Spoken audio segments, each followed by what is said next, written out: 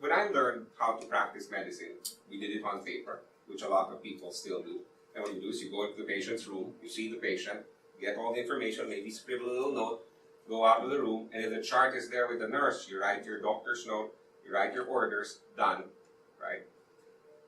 But as you get busier and busier and as medical information gets more complex, you sometimes don't have the luxury of stopping at each patient's room. I will see maybe, I don't know, I have 13 to 15 critical care patients to see a day, and I'll have maybe about another 10 regular patients to see. And then I'll have to go to the clinic and see another 20 or 30 patients. The only way I can survive is I start working at 6 in the morning. I come home at about 6 or 7 in the evening. I spend time with my family. I start working again at about 9 o'clock, 10 o'clock in the evening. Then I finally pass out at about 12 o'clock.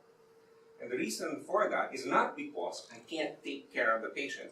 It's because of all the additional work that I have to do to capture information of these patients.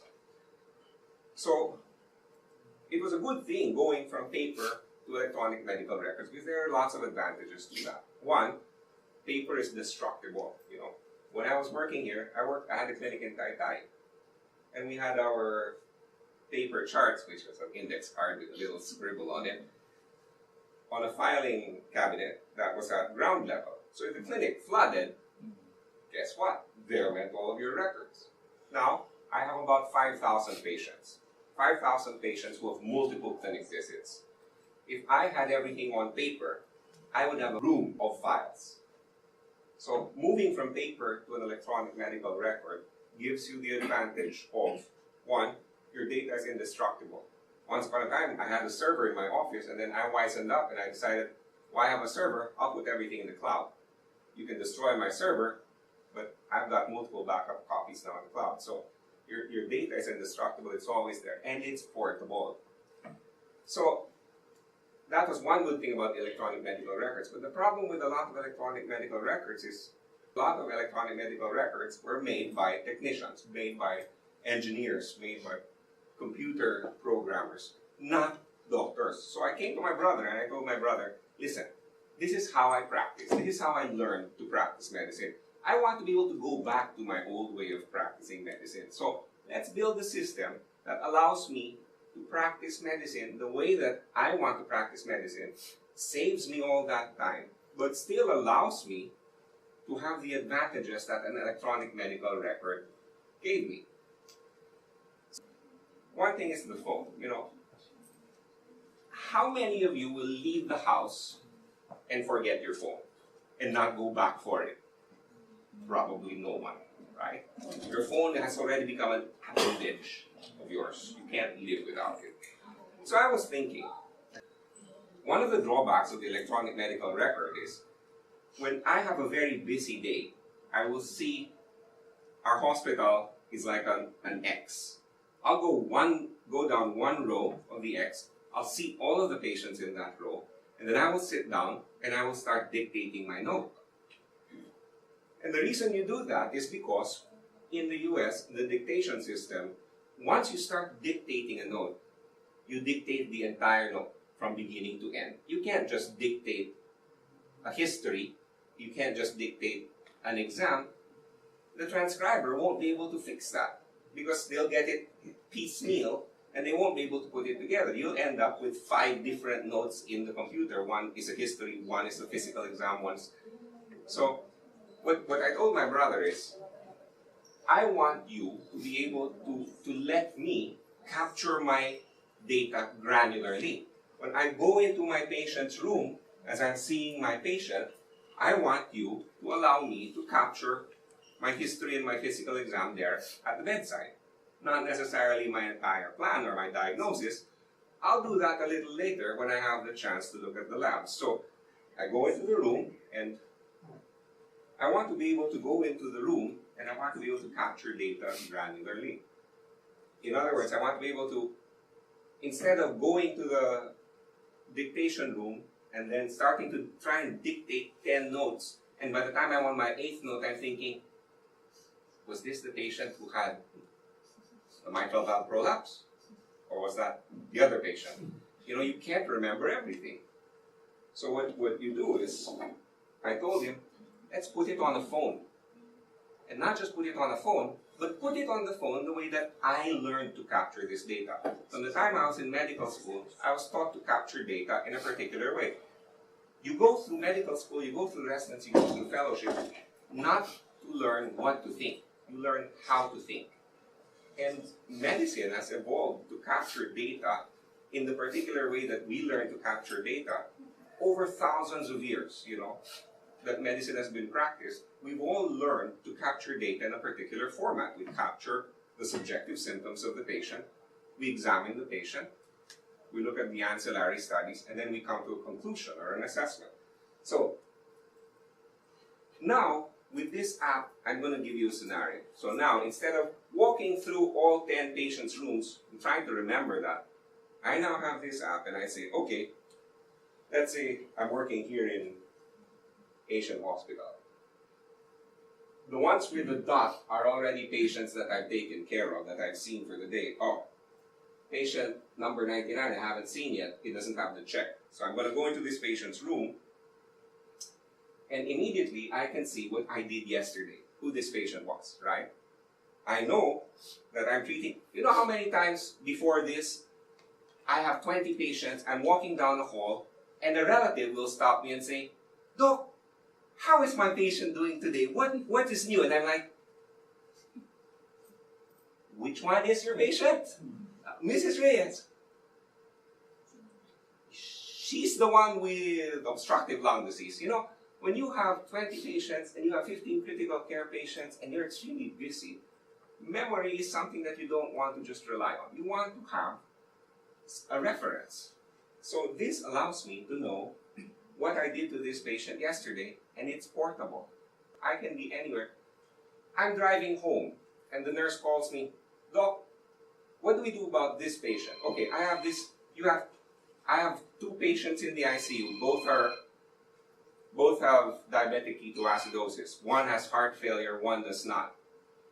And the patient is saying, Doc, and this is for the doctors of you around here, what do I do with the fluids of this patient? It'll be very different if I know that that's the patient with the congestive heart failure versus the one that isn't. I'm trying to remember this. Why do I have to rely on my memory? It's on my phone. How many of you leave the house without your phone? No one, right? So, now I go into the hospital and I see this patient. And I know what I did yesterday, but I want to remember, is this the patient with a past medical history of something else? I can swipe and I can actually see not just what I did yesterday, I can see everything that I've ever done to this patient with this app. And it's a simple swipe, right? So now today, I'm going to see this patient again. And this is where technology really catches up with us. I'm going to put a soap note. So you can capture it with a dictation, which is something you can do absolutely. You know, you have a secretary who, when she's not checking patients in or booking patients or collecting fees, might be playing on her phone or playing on a computer. Might have a little extra time that you could use.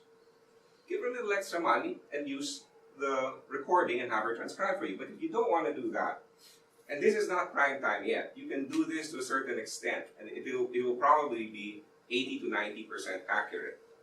You can use Siri. So you go into the room and you say,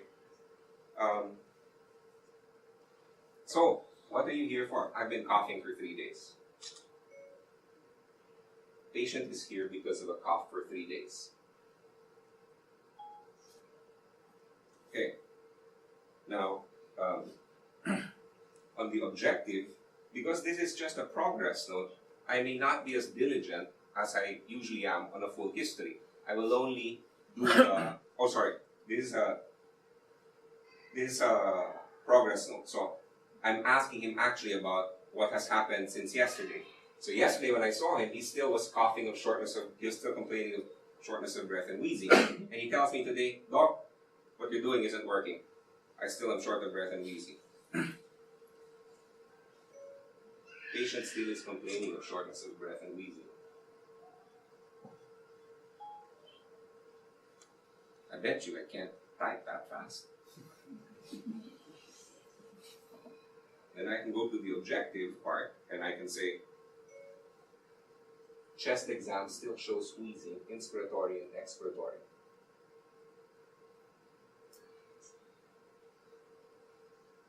And I can go to my ICD code and I can still say he's got moderate persistent asthma and exacerbation, and I can say, continue current management. And I can leave his room. How long did that take me? 2 minutes. Sign that note. What did they charge you? Oh, yeah, so anyway, I gave that visit for free. I didn't put a charge in. But I can always add just a charge capture note, which carries my diagnosis forward, and I can put a charge in for that day. And I'll say, really didn't do much for him. It's a subsequent moderate visit. And I lock the note.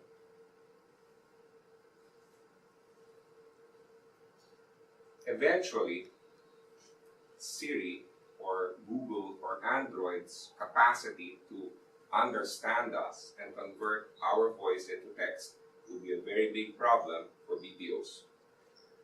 But right now, you can go either way. You can have a voice transcribe your dictations. You can have your secretary transcribe them. You can try and use Siri the way that I told you. And what it allows you is it allows you to capture the data at point of contact.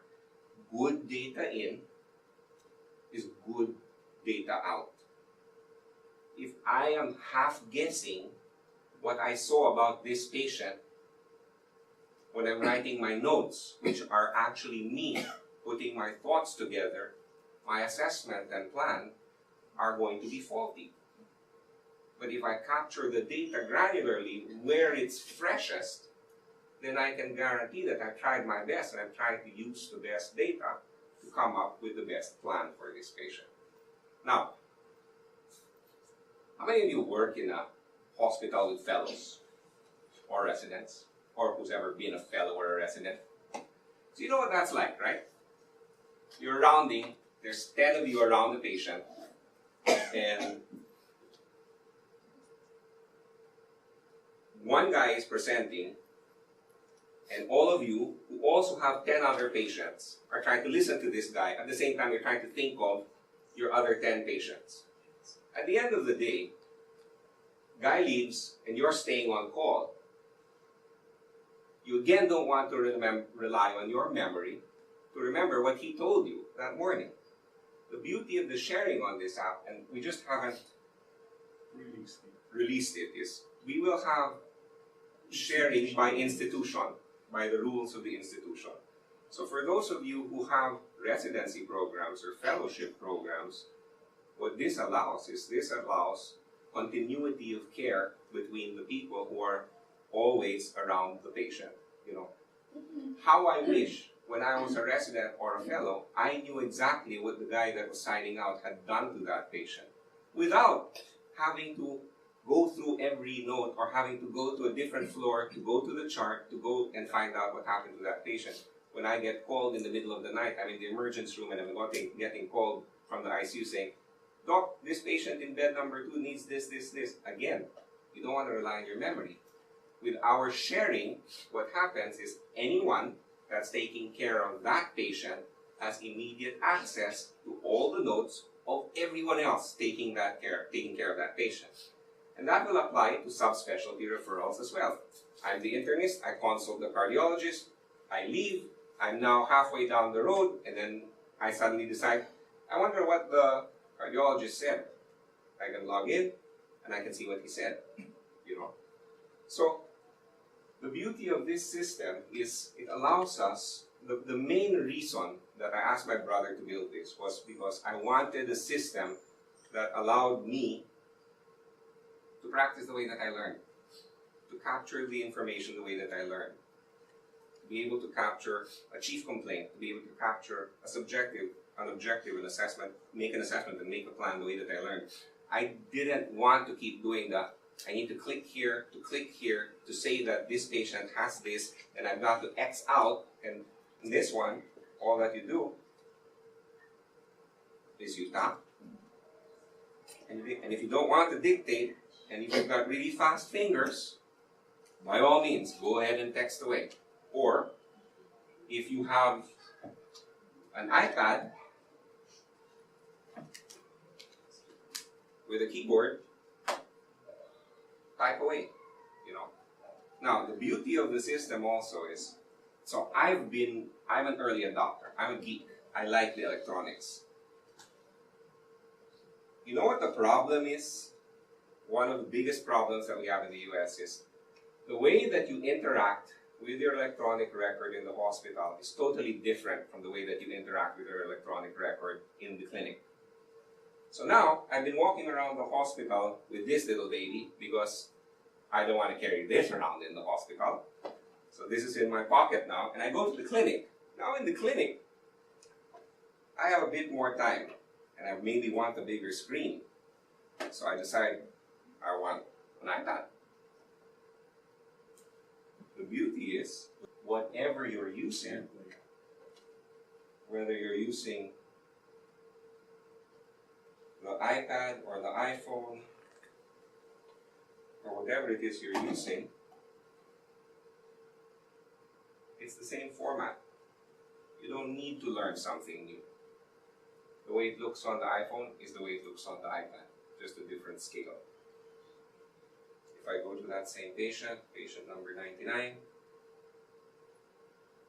it's the same thing, just a different scale. Now, the other thing also is your transition from inpatient to outpatient is also the same. So, I'm now going to my medical city clinic, and patient number 108 is someone whom I saw as an inpatient the last time I saw this patient. How many of you have access in your clinics, instant access, to what you did to your patients in the hospital? I work in the US. We have pretty good access between clinic and hospital. It still is a pain, guaranteed. When I tap on this patient whom I'm going to see as an outpatient, I know exactly what I did to him in the hospital because it's fluid. The care of the patient, which is always the primary goal, to do the right thing by the patient, has to be paramount. I know exactly what I did in the hospital when he comes to the clinic. I can see my doctor's notes, and now I add my clinic note. So, the whole goal of this was to improve my life, but also to improve the patient's life. Because if I am able to spend more time thinking about the patient, it's better patient care. If I don't have to learn too many different ways to do exactly the same thing, it's better patient care. If I can use all of that extra time to use my brain critically for the patient, it's better patient care. And when I have all of this extra time, I can spend with my family or go out on personal time, it's better doctor care. So that is what I wanted, and I think we really achieved that with the app. So that's the end all be all. I won't bore you anymore. That was just an example of how to use the app. So if you have any questions, have a go.